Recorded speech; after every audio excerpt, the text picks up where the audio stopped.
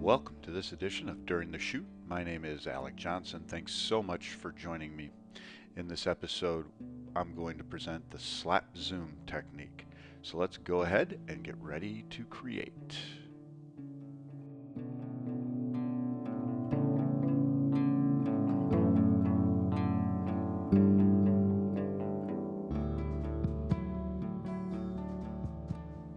We're in Tamarack Park and White Bear Lake, and I want to talk first about what I look for when I'm shooting with a slap zoom technique. First thing I look for is detail, an opportunity to shoot detail, and the leaf structure offers that. Flowers will offer that.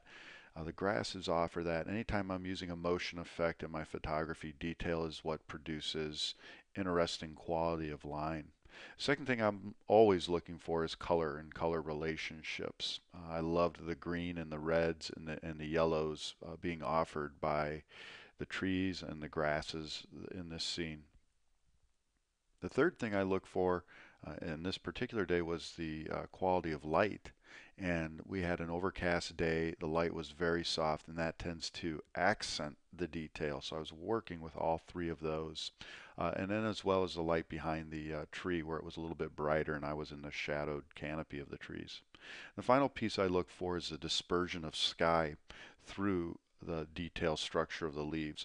As you can see, right over my head is a big hole, and I did not want that in a shot and worked very hard to keep it out.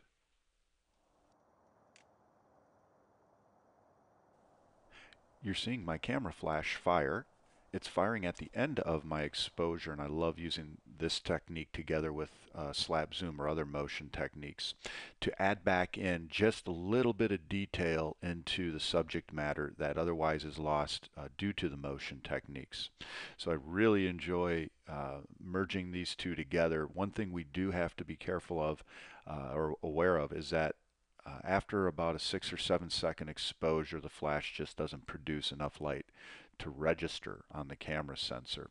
In this case, I'm using full power rear curtain sync. What we're looking at now is a finished image from Photoshop, and one of the things I was excited about while I was out there shooting was the opportunity to work with additional color, and that additional color was created by shooting a separate frame on a tungsten white balance setting, and in daylight the tungsten white balance setting creates a blue cast to the image. And so I used that frame along with a frame shot on daylight white balance in Photoshop, merged them together so that I built some blue color into the foreground. And this added an additional bit of color, depth, and dimension to the image. I thought was a great finish. So I really hope you enjoyed this image, and I'm going to leave you with a few other shots from the trip. Thanks so much for joining me.